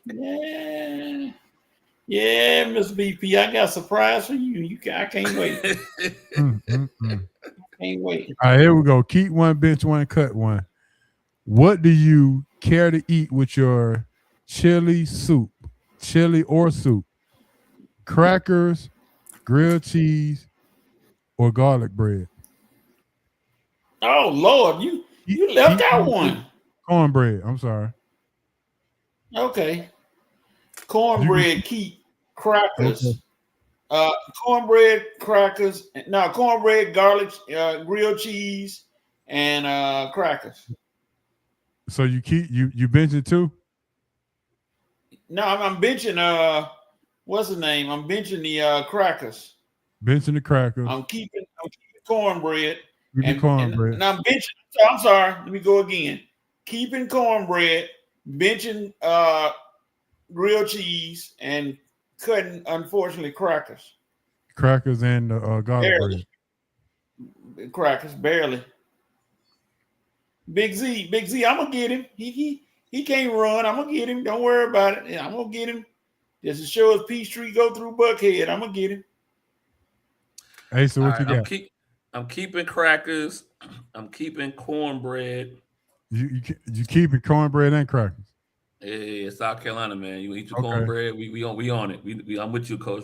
That's what we do. I'm on a bench grilled cheese, and I'm cutting garlic bread. Okay. So Rhonda says she keeping the cracker, benching the grilled cheese. She cutting the cornbread, Coach. What? Sharonda. I know. I know, right? Where you from, Sharonda? You from New Mexico? You ain't nowhere near the South. I know that. You ain't not New Mexico. That sounds like a New Mexico answer. No cornbread.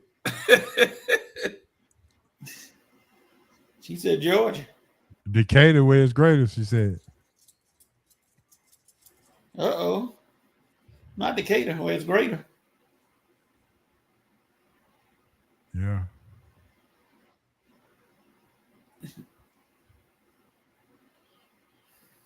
Arizona. I don't know if you want chili in Arizona. All right. She said she's not a big cornbread eater, Coach. Sorry. Okay, it's okay, Sharon. It's okay. Hey, H.O., leave it to black folks, boy. We get real judgmental if you don't do something that we normally do. Yeah. So here go Big Z, Coach. Keeping the cornbread. Big Z. Benching the crackers. That's right, Big Z. And the grilled cheese, and he cutting the garlic toast. Big Z, you on point today, brother.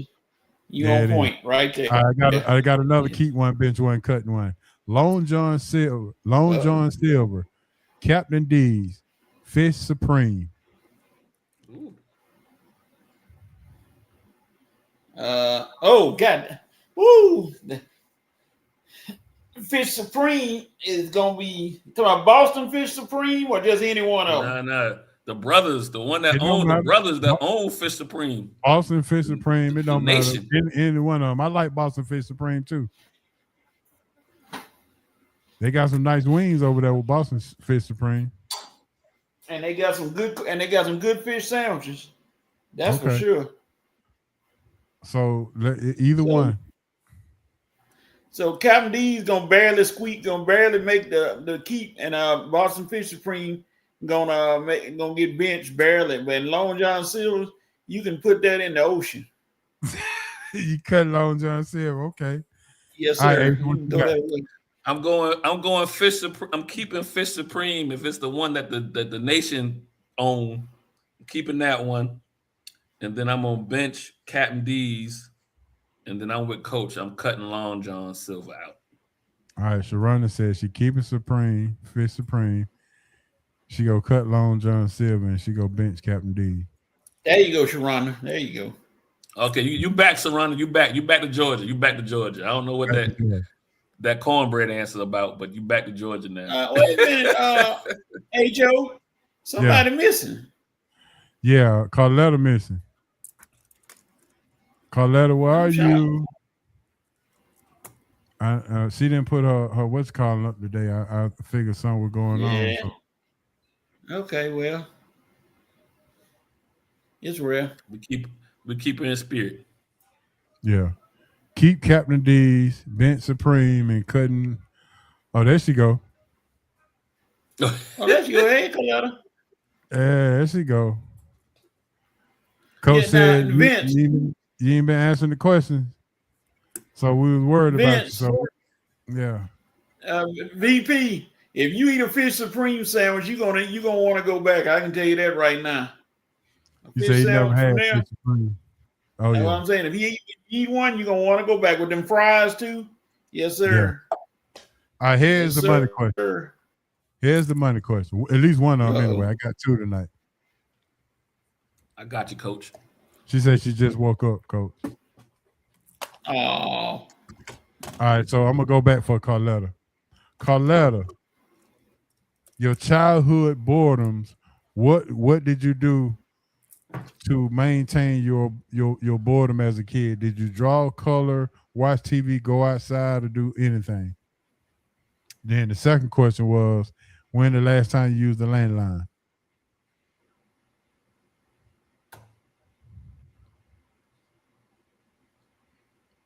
Coach VP said he had to check him out then. You need to. Yeah, if you come here and let me know, I got you.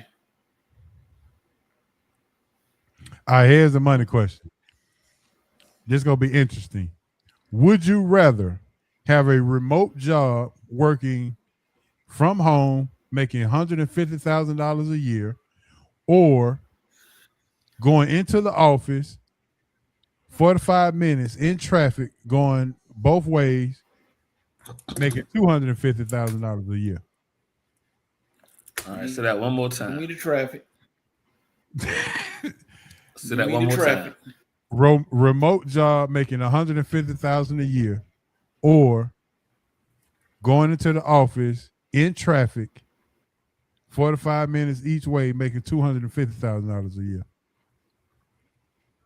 So you get $100,000 more to go into work, basically.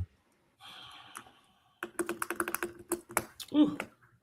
You know, believe it or not, that's a little harder than what it looked like, right?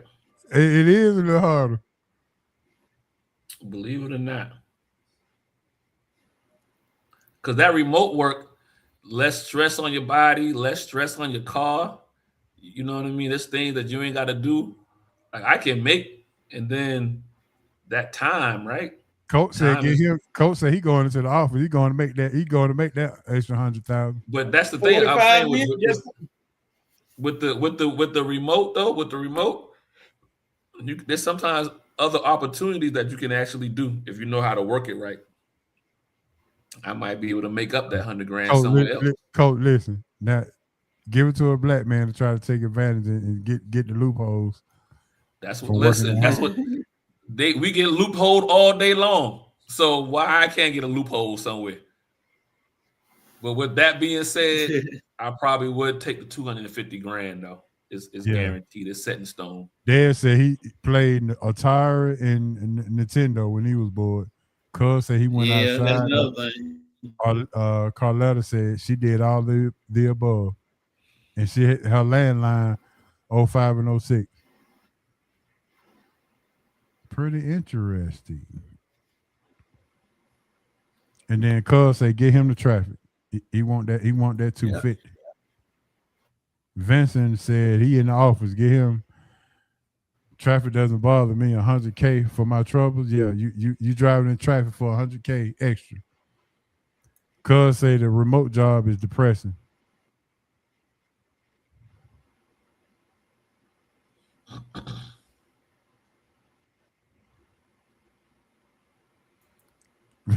Vincent say he loves traffic. He said he got the right temperament for it.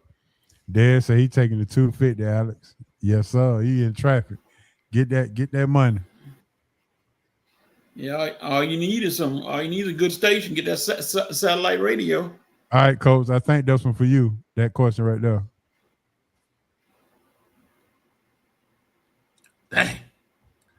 Dang, Coach. Yeah.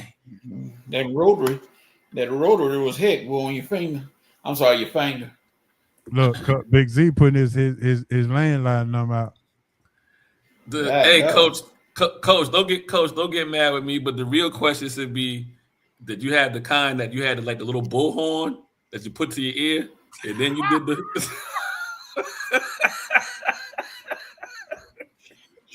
Oh man, Coach. Man, let me get to the next question before Coach gets y'all going. All right, here we go. Another money question. Coach just dropped off. Coach might try to find my address and come over. Oh, there you go.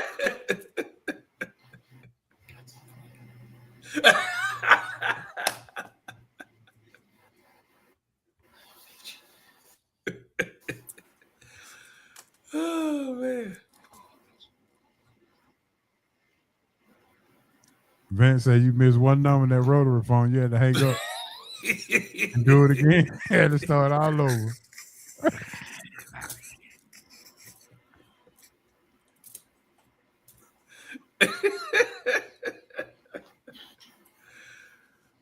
Oh man. Slap the tape. All right, here's the real question.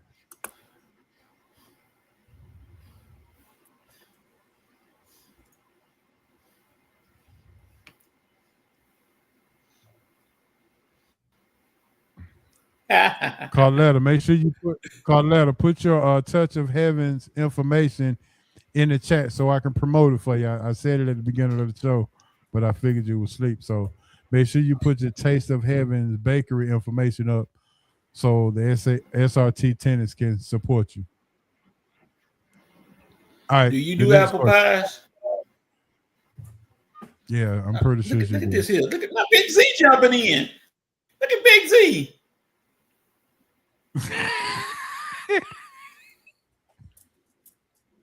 God, dog, Big Z. Come on, dog.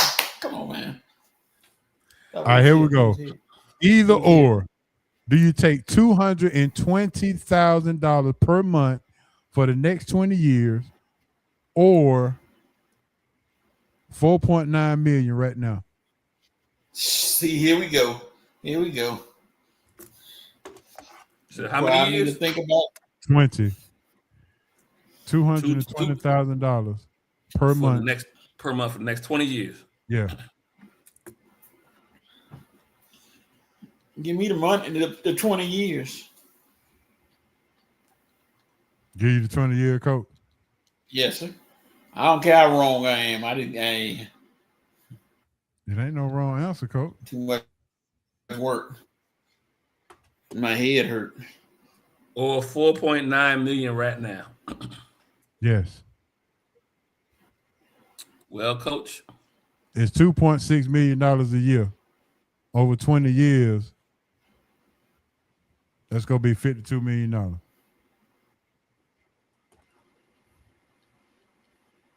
Oh, got Ace Where it going? I ain't now. broke. Look, got Ace thinking now. Now he really thinking.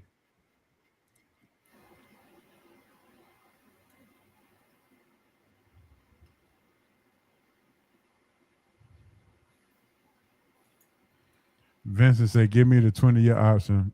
In 2 months, I make just as much as a heart surgeon without going to medical school. Yeah. I agree. Hey, so what you thinking about, buddy? Nah, I hit the wrong zero. That's why I was looking. I was like, I hit the wrong. I didn't hit enough zeros the first time. Yeah, so there you go. That's the answer right there. Maybe you need we need a dial.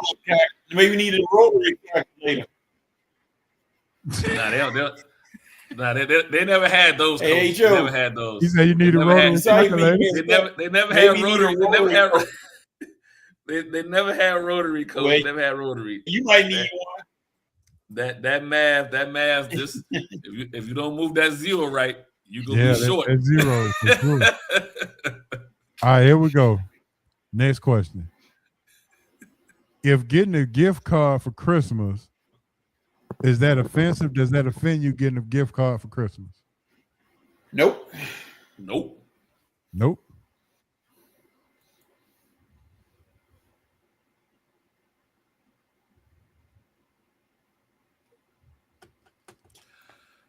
I don't even know what a biscuits is. I can't even laugh at that one. I got to go look it up.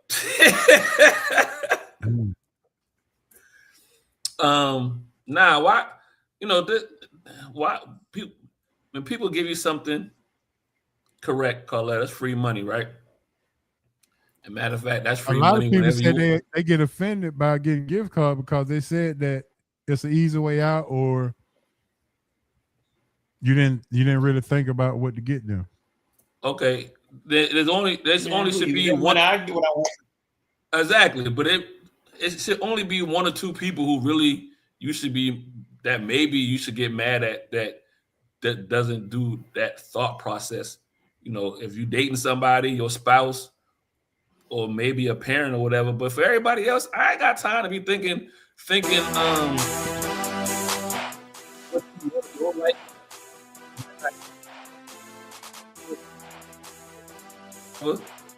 my kindness and my heart was like, let me give you this gift card. It all adds up.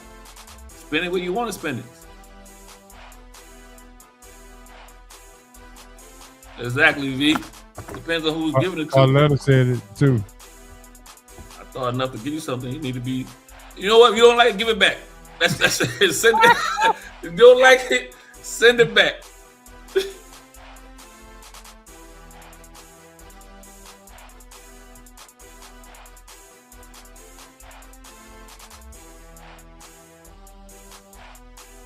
So, Big Z said, especially Panera Bread. Yes, sir.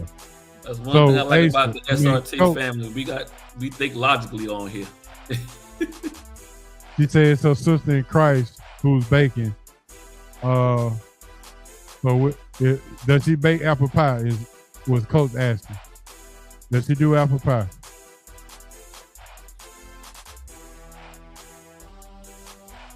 She said she's not a take my ball and go home type of person. So gift card is good. All right, last question of the night. The Powerball is $1.2 billion. After taxes, the lump sum payout, if you take the lump sum payout, is $397 million. What is your reaction if you got the winning ticket and knowing that you're only going to get $397 million? What's going to be your reaction? I need to come up. That's too much tax. That's too much tax. I need to come up with a different way to keep some more of that money. Like you need to come up with a lifetime or something. I don't know. Well, if you pick the annuity, which is a 30-year then you get 819 million. That's the way we gotta go. That's the way we gotta go. We gotta go that annuity way. Yes, sir. Hold on, let me make sure. Let me verify. Whatever way we go, gotta be more than 300 some odd million. So the annuity way is $878 million, and your first payment would be $15.6 million for the first 5 years. Then the 10th year goes to $22.2 million. Then years 20 through 30, it goes to $32 million a year. I like them Barry Bond numbers, H.O. I like them Barry Bond numbers. You like them Barry Bond numbers? Yeah, that's the Coach, best. what say you, Coach? Give me all my money. You going Take all your taxes. Give me my money. 397 million? You good? Because I'm just gonna say, when am I gonna ever get 300 some million any other time? Never. Give me my money. Coach, she said she does it all, Coach. She does apple pie, she does pecan pie, she does it all. If I need to, I get you the information. You mean apple pie? Boy, you can't beat apple pie. I don't care what you say. All right, send me your order and I'll send it to a call letter and then we can get it going. With that being said, ladies and gentlemen, when you hear the music, you already know what time it is. I'm gonna shout out to Asa, Coach, everybody who tuned in, the SRT tenant, really appreciate it. Guess what next week is, y'all? Christmas Eve and then Christmas. We will be on Christmas Eve, I think, if ain't nobody going out of town. I will be here. I'll be here. I think I'll be here too. Okay, Coach, you gonna be here? No, but where I'm going, I can check to get in. All right. I'm arranging tax return and financial advisor, then arranging my office and laptop, mailing that sucker back to my corporate. Oh boy! All right, man. Appreciate that, Vance. Appreciate that. Cause they showing money. I let her say, you still be in Florida. Well, you be careful down there in Florida. Please be careful down there in Florida. Don't let ice get you. Don't let ice get you. With that being said, man, that's gonna be all my shout outs. Appreciate it. Shout out to Hancock, D. Will, and all of everybody who tuned in. Probably get Smitty on here pretty soon and talk about, would you want Joe Brady or Clint Kubiak as your next Falcons coach? Who you taking, Ace? Joe Brady? Neither. Clint. Well, Joe Kubiak. Brady might not be a bad look, but definitely not Kubiak though. Don't like Kubiak. I don't like Kubiak for what we probably gonna have to keep. That's all. I would rather. I think Joe Brady might be a better. It depends on what we're doing, right? Are we gonna wind up trying to run it back with Penix down the road? Then I'll probably go with Brady. Okay, Coach, what say you? Looking at Clint Brady. Okay. All right, give me your shout outs, Ace. Oh man, always to you and Coach H.O. and Coach and the SRT family. I appreciate always have a good time, good laugh. Coach, we just messing with you, man. We ain't like you. We wouldn't mess with you. So. And then shout out to my other half of DNA Sports Talk. I might get you that for Christmas. Get you a real shank. The scissors might be time to retire. Shout out to my other half with DNA Sports Talk. You can catch us every Monday, 7 to 9 p.m. Just go to DNA Sports Talk on all social media and you'll find the link. And peace. Coach, good. Give it to me. Shout out to H.O., Asa, Hancock, Stephen, Anthony, Smitty, everybody who come into the Sports Roundtable. Shout out to all the listeners, everybody who listen to us tonight. Hope y'all have a Merry Christmas and everything. Hope you enjoy yourselves. Vincent B.P. Woodruff. I'll tell you my saying again, like 2 Chainz said, what comes around goes around like a hula hoop. That's all I'm going to tell you, brother. Hey, I've already looked it up. Abacus is a manual calculator with tools and bees on rods. Oh, okay. Oh.